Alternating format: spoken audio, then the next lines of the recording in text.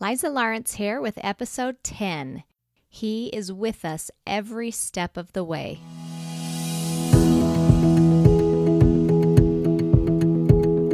Welcome to Wonders and Miracles podcast, where we celebrate miraculous moments in everyday lives. I'm your host, Liza Lawrence, a wife, mother, teacher, and miracle lover. If you're new to this podcast, here's what we do here. Each week, on Miracle Monday, we celebrate awe-inspiring true stories from regular people like you and me. People who have experienced something surprising and wonderful that could be considered the work of a divine source. My desire is to help us recognize God's hand and His love in our lives, because the more miracles we notice, the more miracles happen. Thanks for listening to the show. Now let's celebrate wonders and miracles together. 2 Corinthians chapter 1, verses 3 and 4, it says, "Praise be to the God and Father of our Lord Jesus Christ, the Father of compassion and the God of all comfort, who comforts us in all our tribulations, that we may be able to comfort those in any trouble with the comfort we ourselves received from God." In today's episode, you will hear the harrowing journey a mother went through when her young child was diagnosed with a brain tumor. She shares heart-wrenching soul cries and miracles and lessons that she saw along this path. But before we get into that, it's time for a plug from our sponsor, BibleDice.com. Have you ever opened the Bible or any book to a random page to see what chance or providence had to say to you? Have you ever been led to read something that you needed in just that moment? Every time you click the Bible on BibleDice.com, a randomly selected scripture will appear. Hopefully, it's something you need to know or be reminded of today. Also on the website at BibleDice.com, you can sign up to receive a daily Bible verse sent to you in your email. It's a perfect way to start each day. I know that I look forward to receiving and reflecting on the daily scripture that they send me. So check out BibleDice.com and see if God has any messages for you. All right, well, let's jump into Jamie's story. This is a very touching journey, so I hope you enjoy it. Jamie, thank you so much for being on the show, and tell us about your journey and your story. Yes, thank you for having me. So I have 3 girls. My oldest is 11. Faith just turned 8, and then I have a 2-year-old. And gosh, I don't even know where to start, but this started about 2 years ago. I was pregnant with the baby, and there's so many things that led up that I could see God's hand through the whole process, but at the time didn't realize what was happening. So it started with the week I found out I was pregnant, my husband was told that they were doing away with his job. So we were pretty anxious and nervous, thinking, gosh, his job's going to be gone in 2 months.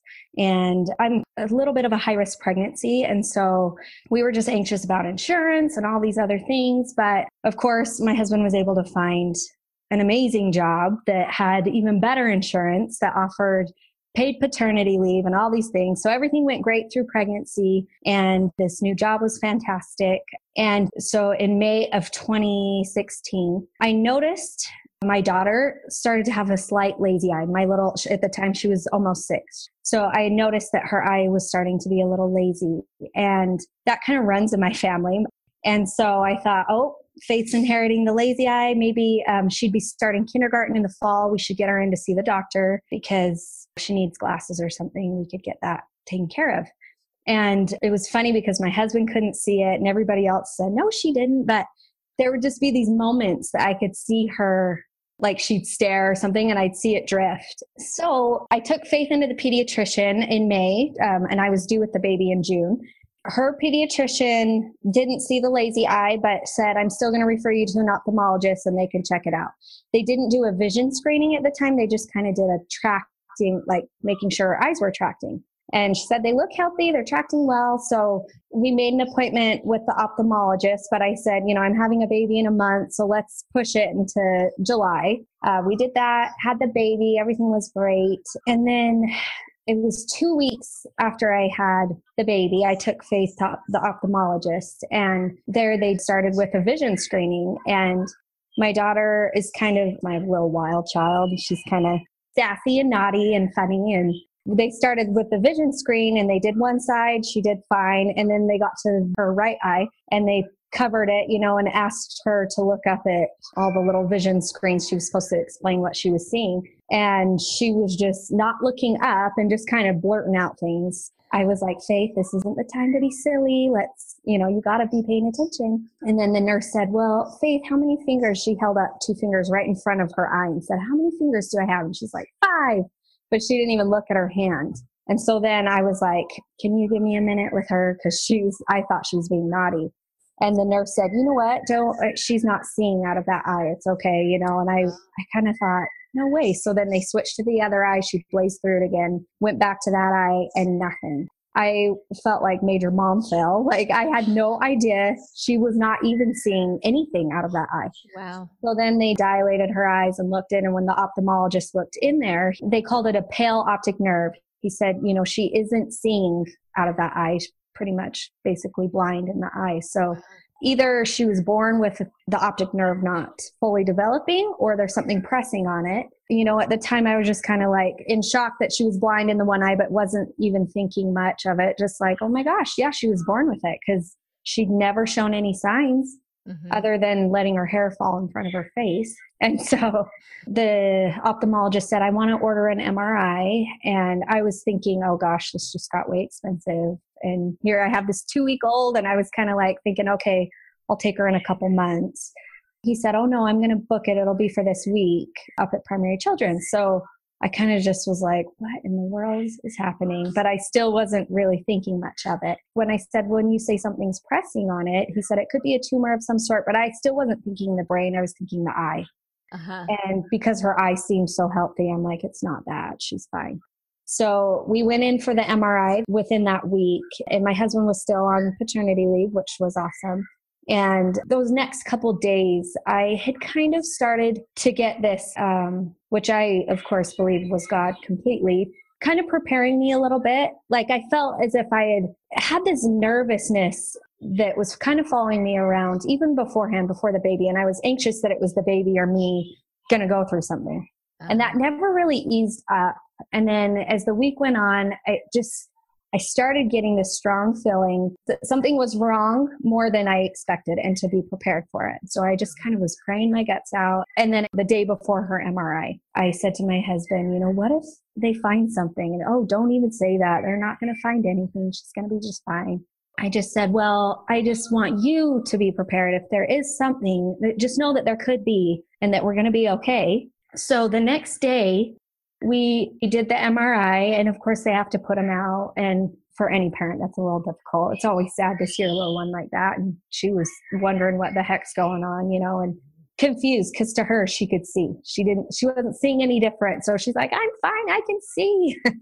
And so she was upset that we were having to do this. And the minute they took her back, I just kind of had that unease, but just praying that whatever we find, we'd be okay. And it was like an hour long. And then they called us back, and the nurse was so sweet. And we were in recovery with Faith as she was waking up. And I have had open heart surgery, and I've had MRIs. So I kind of know how the whole thing goes. And I have them regularly too. And I know the ordering doctor usually gives you results, and that you talk to them with whatever's happening. But the nurse had walked out and came back into us and said, the radiologist would actually like to speak to you too in this room over here. And immediately I knew there was something, because they don't do that. And so we walked back into the imaging where they were all pulled up on his screens, and I could see her brain, and I could see this egg-shaped thing in the middle of it, but I don't know what a brain looks like on a scan. So I thought maybe that was supposed to be there. And he was extremely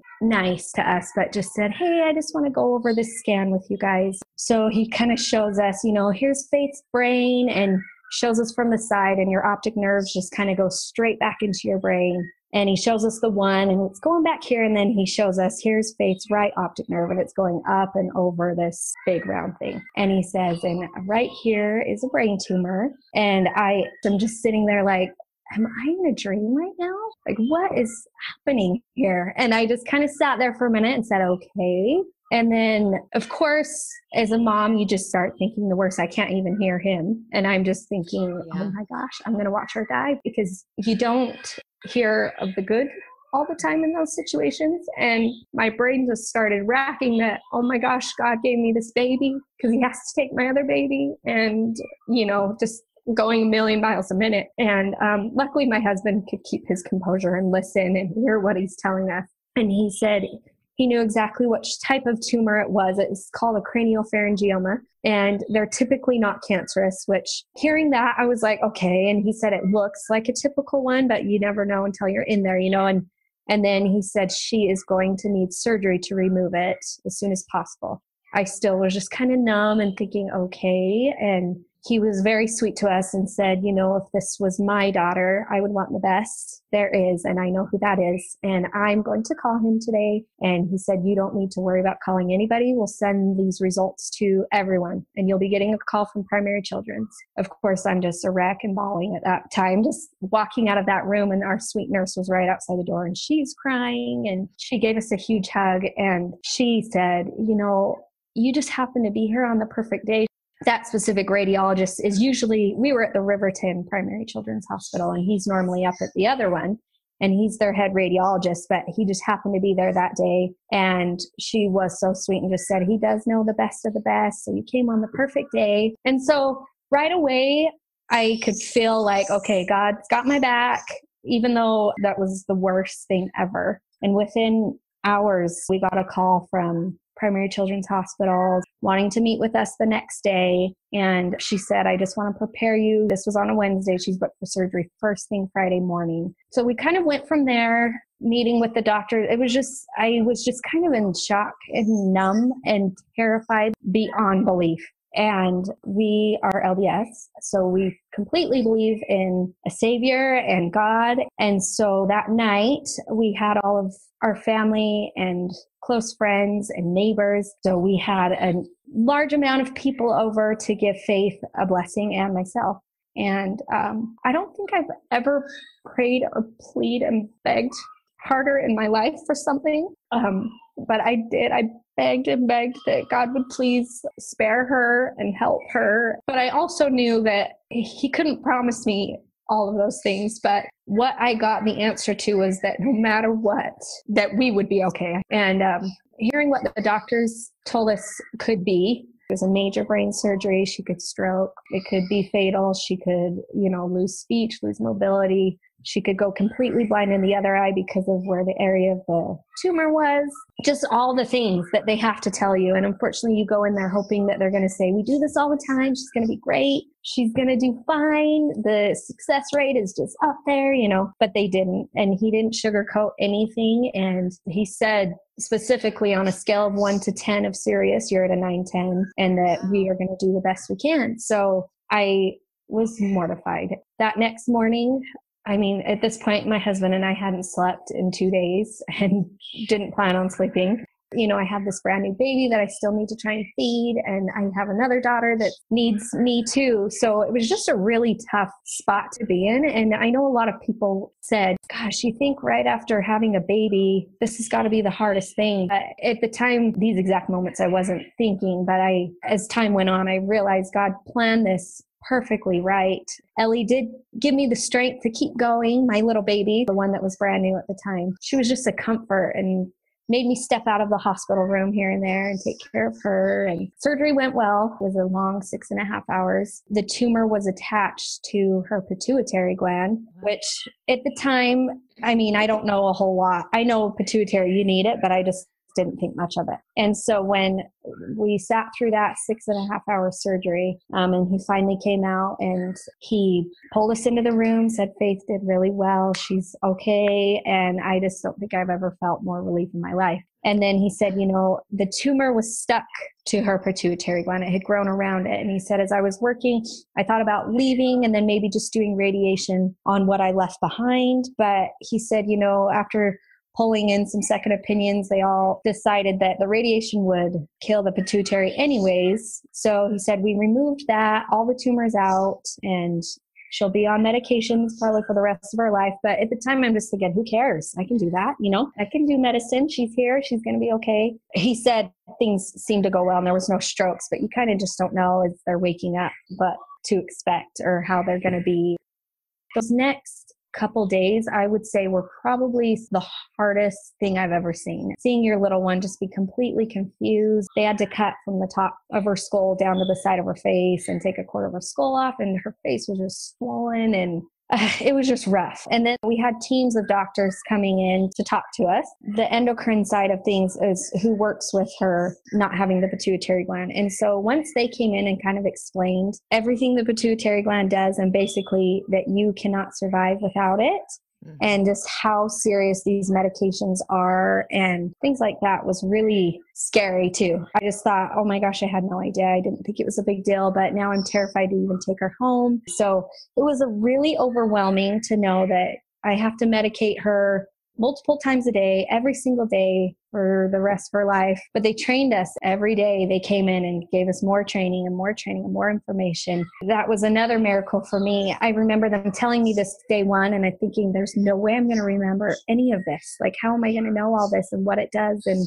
how much to give her? And within 2 or 3 days, I knew it all. So you felt that your mind was enlightened enough to retain all that information. Oh, yeah, completely. Because, I mean, you probably know, being a mom, retaining things is difficult. There's no way I would have understood any of that on my own. And I think throughout this entire process of being in the hospital, and just the amount of love that we got from complete strangers and our neighbors, and in moments that I literally felt like I couldn't go on. There was probably on day 2, I literally felt like I might die of a broken heart. Like, I thought that could be a real thing, because watching my daughter be in pain and struggle and suffer, and still not knowing quite yet if it was a cancerous tumor or not, just thinking, I can't do more if it comes back cancerous. I can't watch her fight more than she is now. And I went outside of the hospital and I sat and just held my new baby and bawled and bawled and bawled and bawled and cried harder than I think I've ever cried. I literally cried all my eyelashes off. I had bald eyelids. I cried so hard, and I remember praying.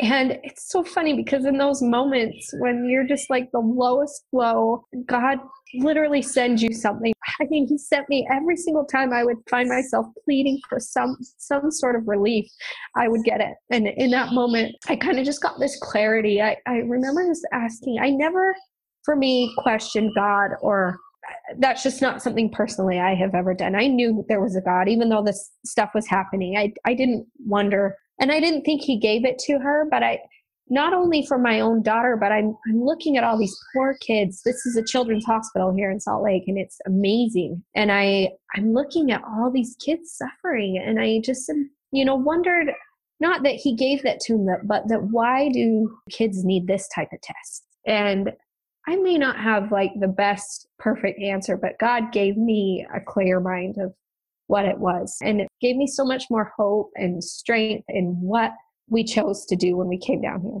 That it's, he can't save us from all these worldly things, but he will be there with us every step of the way. And he can save us, but in a different way. And then that very day, I had been so stressed and worried during her surgery that she might feel something, or that how terrified she'd be. And after I had that ball fest, I went back up to her room, and she said, "Oh, Mommy, I forgot to tell you." She said, when I was in my surgery, I got to play and be with grandmas and grandpas that I don't remember who they were. And me and my husband knew in that moment too that God had her completely taken care of. She didn't feel a dang thing. She was happy. And she was mentioning things that she would have no idea. When she said she got to be with some grandmas and grandpas, but she couldn't remember their name, she just said they knew who I was, and I knew them, but I forgot their names. And my husband and I had lost a baby between my oldest and Faith, and she kept mentioning this little person she was playing with that looked just like her. But I like to think that gave me hope, that I knew that was God's hand as well, letting her be with our baby. That's what I like to think that it was. I'm So, sure. I'm sure yeah, we have lots of stories like that with seeing their siblings that had, yeah. miscarried babies or stillborns or so she Well, said she looked like her, huh? yeah, she was pretty specific and even said her hair was right here. And she pointed the back of her neck, but it was brown and curly, but she looked just like me. And it Cute. was awesome. Yeah. And so me and my Wow. husband got a good cry of that and just also another reassurance that God was there, and he's helping us and taking care of her. And then just the people, anytime I'd start to feel low, I would get a text or an email and people just boosting us up, you guys are so strong. And I mean, as a parent, we all think I could never, when you hear of someone's child getting cancer or getting severely injured or passing, you think I could never do that. And I remember telling myself, God would never give me that because he knows I can't do it. But in those moments, I realized, we can do anything here on earth, anything because of him. And as time went on, faith got strong and healed up and we were released and we were learning our new way of life with medication. And that was another battle for a good 6 months, trying to teach her she can't survive without medicine. And then she had a scan about 4 months later and they found another tumor lower in the brain. So we kind of were just going at it again. But it was really as devastated as I was that we had another one and it was going to be a different type of surgery. God had given me some strength that I did not know I even was capable of. But we were already just so thankful that it was a benign tumor the first time. So we were super hopeful that we'd get another benign tumor. And that ultimately, in the end, for me, after all my prayers and begging and pleading, that I knew no matter what, for us, we just know spiritually, just what I believe, like Christ had already done the ultimate. He paid the ultimate so that even if I don't get her for the full time I want here, that I'll get her forever, So that was just something I had to, as crappy as it is, just I grasp onto that really I get her forever and I don't want to live here without her, but I can. And luckily everything's gone great and we've been so blessed. And second surgery went well. It was rough. It was more painful for her. She's been clear now. We've had a year, it'll almost be a year and a half of clear scanning. So do they scan every 6 months? So now we're at every 6 months. And if she can stay clean for 3 years of clear scanning, then we get to go to once a year. Wow. And all along the way, we've met friends and people that we would have never met otherwise. And who, I have a great friend now that she lives in American Fork here in Utah. And her son has had the same tumor and they've become little friends and they just get each other. It's something that kids this age shouldn't know. Their fears are different than what an average 7-8-year-old fears: spiders, dark, clowns, whatever. They're scared of how many pokes, what doctor they need to go see, if they're going to have more surgeries or more medicine or, things that just aren't fun. But it's good for her to have people that get her, and us mamas can unite and help each other. And they've been such a blessing to us so much. That is amazing. As you're talking, I keep thinking of this quote that my mom gave me. It's from Martin Luther, and it says, "The kingdom of God is like a besieged city surrounded on all sides.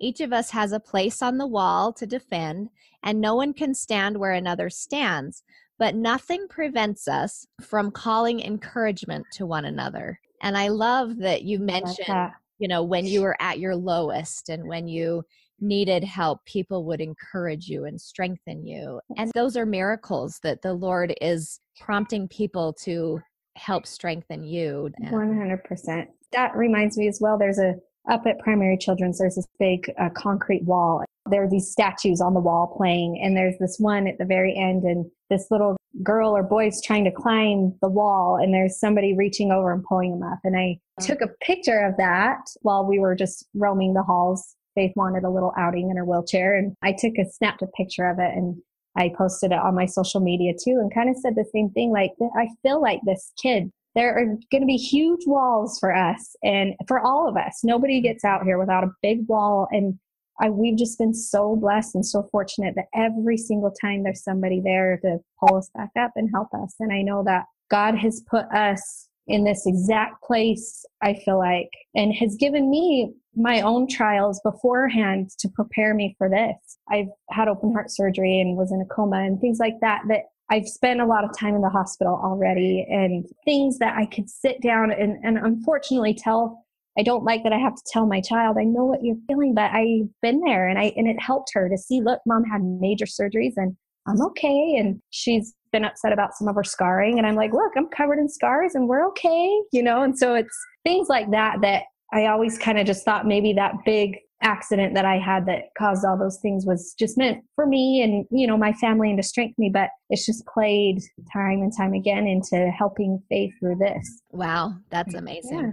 And I do think our past experiences are preparatory for things to come. Future, absolutely. Yeah. Wow. Well, that's another story. Yeah, I know. It really is. Yeah. It's a whole nother story, but wow. We're just Jamie, thankful. Thank you. That is so beautiful. I love hearing your journey and your perspective and those miracles that happen. And I think it's amazing that she visited the other side too. Oh my gosh. And that's my favorite. I love that. I know. I do too. It just makes me just know.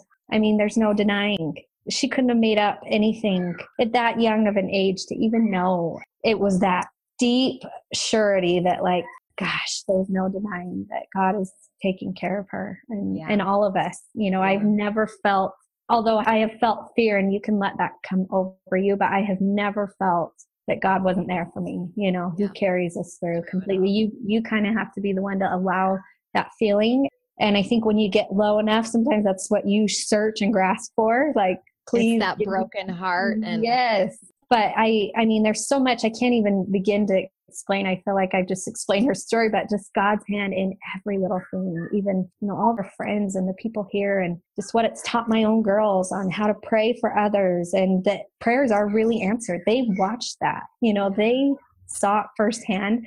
And Faith has learned you can pray for things and you get answers. And my girls, all of them, you know, have seen that. And what a blessing that has been all on its own. That's something you can't really, you can tell and talk about it. And until they witness it for themselves, do they understand? I would have never understood something like that at such a young age. And it's really neat. That is beautiful. How's her development? Has she maintained all of her skills? Yes, that's just another miracle on its own. You would never guess. I mean, that she's completely blind on one side. She runs, she plays, she talks, she sings, she dances. You would just never guess. She got really behind on growth, but we kind of knew that was going to happen. And we just started. She does injections every night of growth hormone. Yeah. So she's growing and she's learning and she's enjoying school. She's really sassy, and she always was. And I don't ever know if that was ever, you know, they think this tumor had been growing for a long time, and it can affect, some of the effects were in the frontal lobe, which is kind of your filters and some of your behaviors.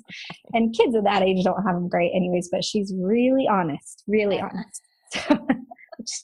Isn't always bad, but sometimes it is. Yeah. Oh, that's so she's fantastic. Yeah. Good. Well, I do appreciate you being on. Thank you for asking. Yeah.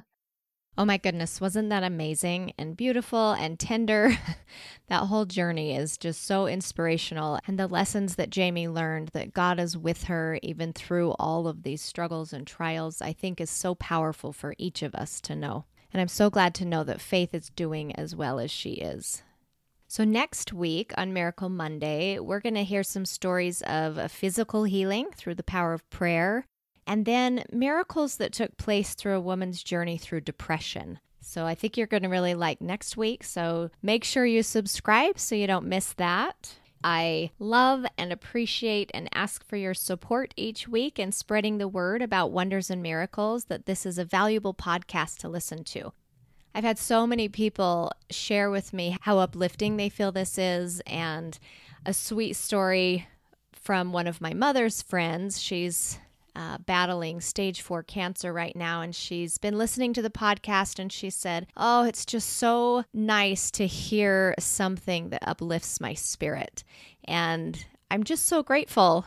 I'm going to get emotional, but oh my goodness.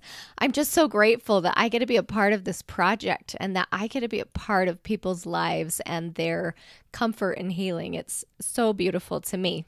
So if you're loving this, go to any podcast app that you listen on, give it a 5-star rating, write a review. If you want to hear your review on the air, I give a shout out to a reviewer each week. This week, I'm giving a shout out to Annie Banani Girl 11.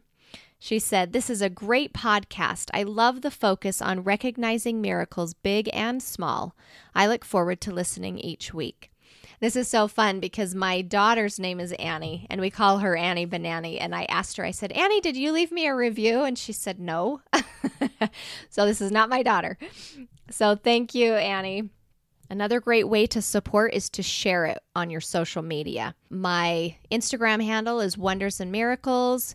You can look me up there. You can tag me in anything, share the posts on Facebook and Instagram, and you can also email some of the links to your family and friends and show them how to do it. I've had a lot of people say, "I don't even know how to listen to podcasts." So I'll pull out their phone, find the podcast app, and open it right up for them. So feel free to do that. I know that they'd appreciate it, and I would appreciate that as well. So thank you so much for everyone's support. I truly feel it. One more quick shout out for our sponsor, BibleDice.com.